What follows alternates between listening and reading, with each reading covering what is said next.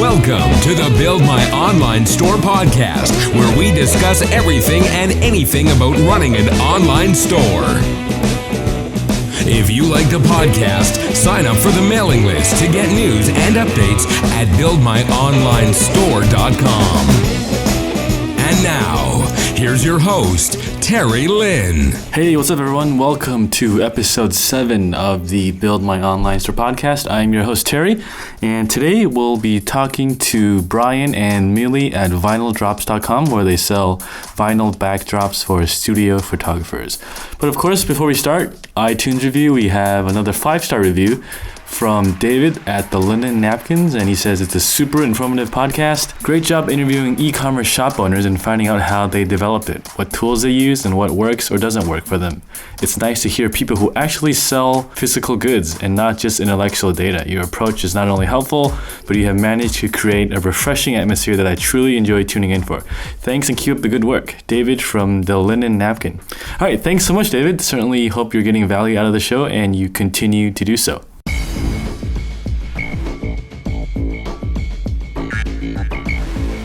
All right, so over the weekend, I also got a listener email question from Jimmy over in Seattle, and he asked, how can you test a product idea to see if it'll sell? So, Jimmy, here are my thoughts. First off, there's no bulletproof way you can test if a product will sell by 100%.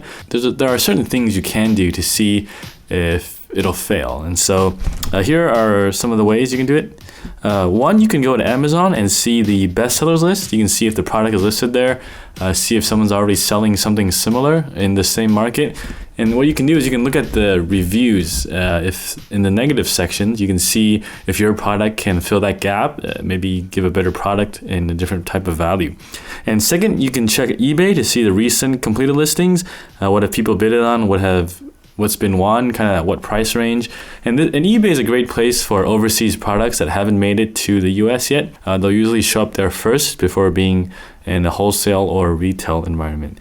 And so your goal is to see, is someone making money off this product idea I have already? If no one is, that's actually not a good thing, because there's probably a good reason that no one's making money off it. And so if someone is, that's a good sign, because you can then take market share from them and maybe make something better that has a better value for the customer. And the second way is you can create landing pages. Basically, these are one-page websites that list product features, benefits. And they're basically a sales page for a product. And in the end, you have a buy now button. The buy now button will then link to a page that says we're out of stock. And then you can track how many clicks are there to see if it's worth making. And the way you get people to get to these pages is through Google pay-per-click, which is the paid advertising program that Google has. And so there's some legality into setting up this kind of model, but it is a good way to test to see if your product idea will launch, because if people actually click buy now, they're ready to take out the wallets for your product. And so this is actually taken from the old infomercial model. If you remember in TV, maybe, I don't know how old you are, as little kids, they would have buy now with your credit card, but they'll ship it in 4 to 5 weeks. And this was basically their idea to see if a product actually had a market. And finally, the more tedious way, I guess, the more authentic long-term way to do it is to actually just understand your customer. You can check Facebook groups, Yahoo Answers. You can look on forums on the internet to see, is there a market for my product through these forums? You can tell by looking at the topics they talk about, the threads they have, the passions, fears, and problems they share. And basically, these are the 3 things that people will pay for. And so if your product can target an angle like that, it should do pretty well. But it also boils down to what problem do you solve and how do you do it differently? And so an easy way to do about this is what Dan said. You take something expensive and you improve upon it. So how can you offer more value, right? Could you offer a better shipping policy? Could you make a better design, more functionality, different size, make it smaller, larger, different color? There's all sorts of things you can do. And so it's a matter of getting, creative and kind of figuring out things as you go along. So good luck, and I hope this helps.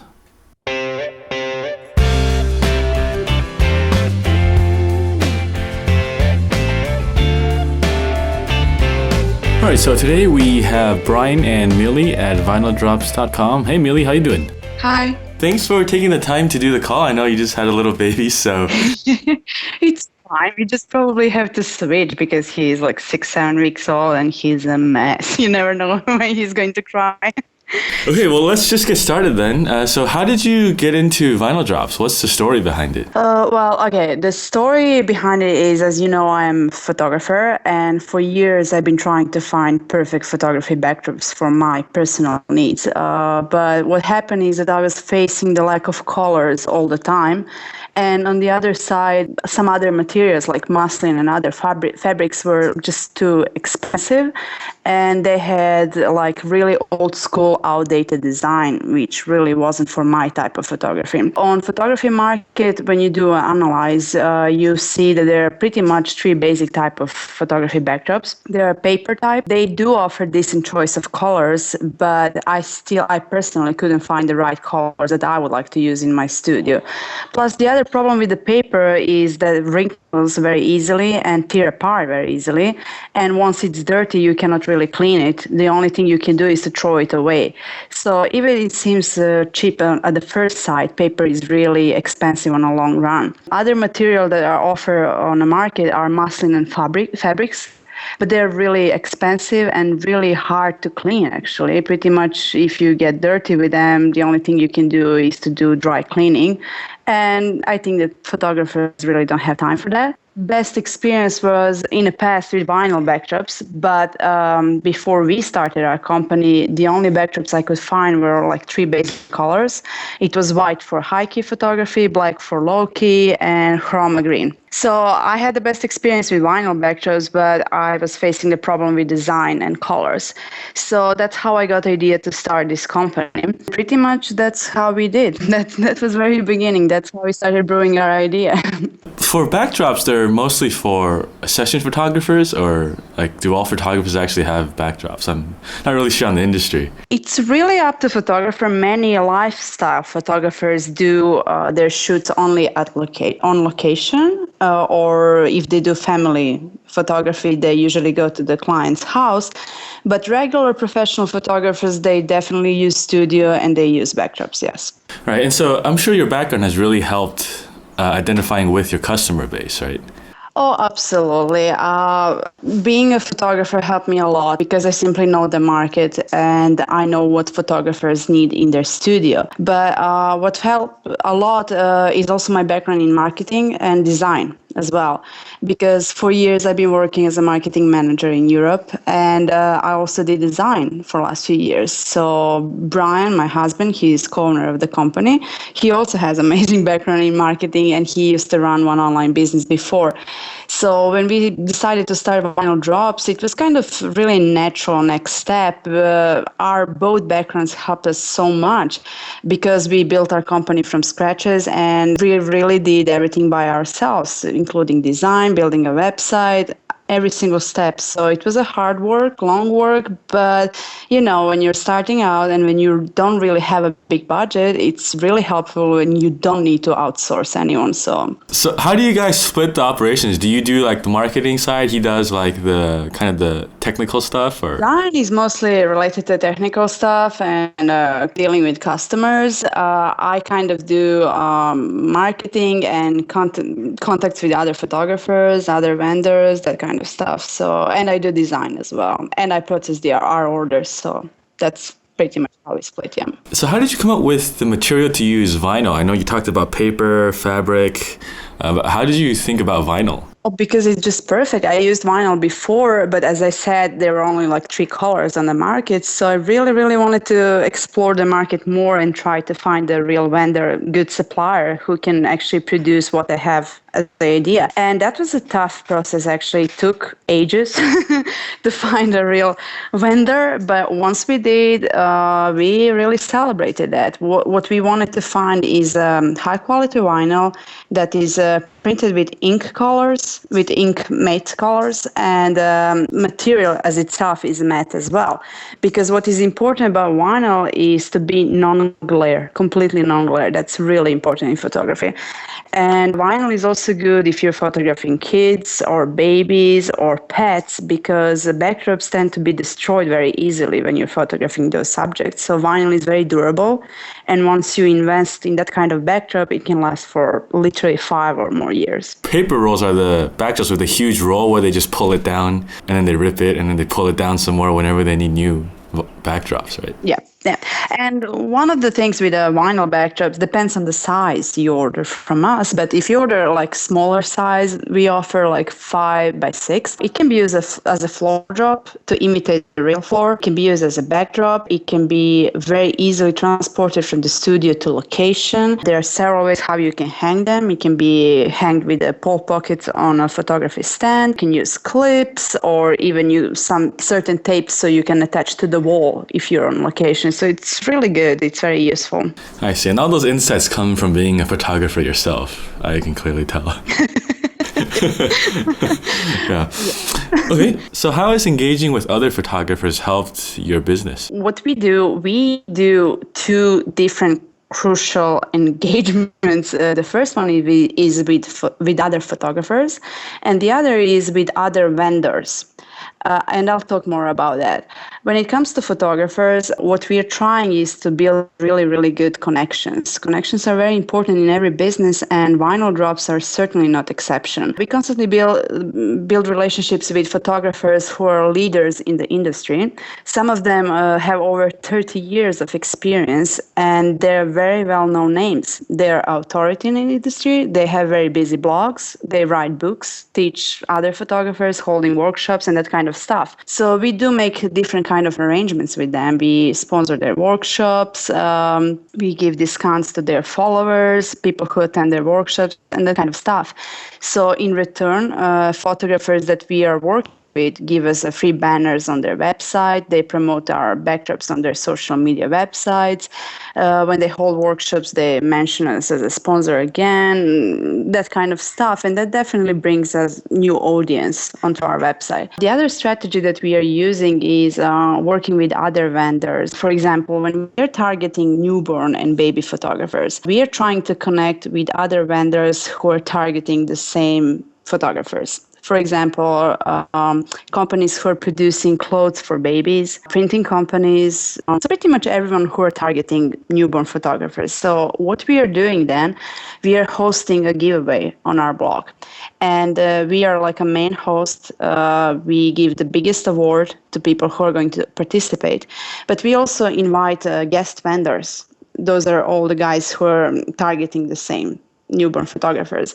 And what we do then is we all give certain awards or discounts to participants, but all people who decide to participate have to do certain stuff. They need to like Facebook page of each vendor. They need to sign up on our forms on the website. So they need to fill out certain tasks so they can actually be part of the giveaway. And then we all award one person in the end. But what that type of giveaway brings to us is a huge exposure. And then we all end up with more fans, with more marketing, with more sales. So this is something that we do. It's a win-win for everyone.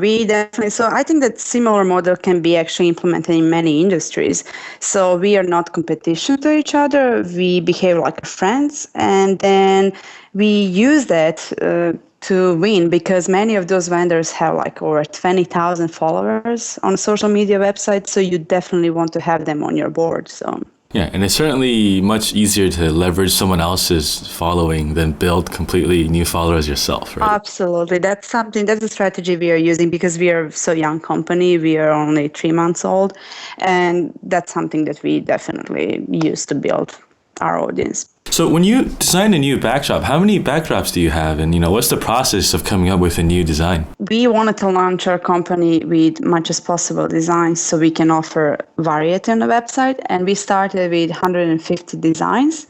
At this point, we have around 180, and we are trying to refresh our website every month, at least with 10 new designs. You said you have 180 designs now. Do you actually have physical inventory in your studio, or do you just kind of wait when someone orders it and then you get it made and then sent to the customer? We don't have inventory because photographers, they are aware that our product is very specialized product. So we are not t-shirt company. We don't do mass production. selection. We do offer a big choice of design. And from the moment when our customer orders a backdrop, it takes around 3 days to proceed the entire order and to make the backdrop. And then we ship it. I see. So that's a much better process than having inventory and then trying to sell your product. Absolutely. We just couldn't afford it because vinyl is really expensive, and it just doesn't make sense to keep 180 designs on an inventory because it's a huge investment and you simply cannot predict what people are going to buy. Yeah, exactly. Okay, so let's move on to a little bit about operations. How did you end up on the Shopify platform, and did you look at other e-commerce platforms? Yeah, I've had experience with Volusion in the past, and I think Volusion is a good platform. It's far more complex. It's a word might be kludgy, and not to beat up Volusion, but it's almost like they have feature overkill, and it really does require just to load up one piece. I had this vision of starting a t-shirt company at one point, which was a bad idea, but it kind of started that process with those guys over at Volusion, and the process to go through to upload one t-shirt was just ridiculous. Shopify, I think they've really sort of optimized the whole experience for people who don't have a lot of coding experience in HTML and CSS, and I do have some and can get behind there, although I haven't done a lot. But I just think that their product is really strong. I think it's anybody who's trying to start an online e-commerce business, I think Shopify is the way to go. There are certainly limitations, just like with any other product out there. I used to run an online art site for 4.5 years that was built from the ground up, and it cost $90,000 to have it built, and it was impossible to have any changes made because every time I'd reach out to my vendor to have a change made, it was $5,000. Shopify is a great solution to kind of eliminate that. There are limitations, of course, but I think the platform that they built is great, and it's going to work for a lot of people. So what are the limitations you've found? Well, for example, right now, and I don't know if this is necessarily a limitation, it's an annoyance, but we are, for each of the 180 backdrops that we currently have on our site, we need to add some additional features. For example, we're going to offer pull pockets for each of our backdrops. And a pull pocket is basically just an easy way for people to hang the backdrops if they don't want to use clips. And so we're going to offer 5 options. Basically, no pull pocket on the top, pull pocket top and bottom, left and right. And so there'll be 5 variants, basically. And the process that I'm going through, I could do that sort of individually on the website itself, but that would take probably, for 180 pieces, that would take, I don't know how long. So one of the limitations, and again, there's just maybe no way around this. If I could hand code this, I could make this be a much more efficient way. I just don't know how to do it. But so I've exported all of my products through Shopify, which they do give you this feature, and basically using an Excel spreadsheet, going through and adding in these variants to each of the products. But it's basically a copy paste kind of job. Then you re-upload, and everything then will theoretically, if I don't screw it up on the on the Excel sheet, theoretically each of the 180 products when I'm done will then have these new variants for the pull pockets. And it does make it more efficient, and it's their solution for this, because you can't get into the code, at least at this level, to go in and just kind of add this for everything. So it seems like basic users will love it, but if you're kind of looking for more advanced features where you actually want to hard code stuff, it's kind of a little annoying, right?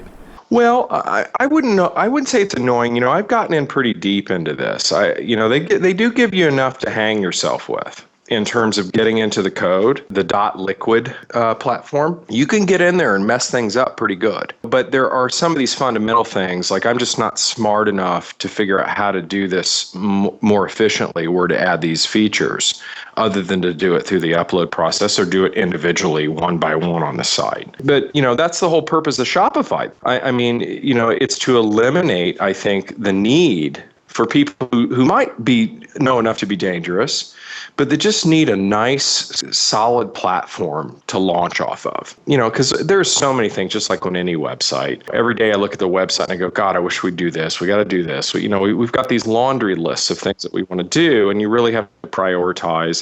But some of those are going to be a lot easier. Some of them might even require us to reach back out to Shopify and say, okay, tell me if I can do this, and if I can't, how much is it going to cost? All right, so do you use any apps on the Shopify platform, any third-party app? There's a couple, and I've tested some. I think some of the apps, you tend to test, and you go, is this useful, is this not? And some of the apps are paid, and because we're so young, we're trying to not continually increase our monthly expenditures by adding more and more apps. And these are some of the free ones that we've been toying with. There's one called Lexity Live. Lexity was interesting for a couple of days. It basically provides real-time feedback on who's on your site and shows what pages they're on, how, kind of how long they've been there. And they kind of put people in categories based on how long they've been there, like thinking. They call it thinking, like thinking about buying. That's one of the ones that we've played with. Again, I don't want to bash Lexity, but it's not something that we necessarily pay for. You can sit there and become addicted to watch this application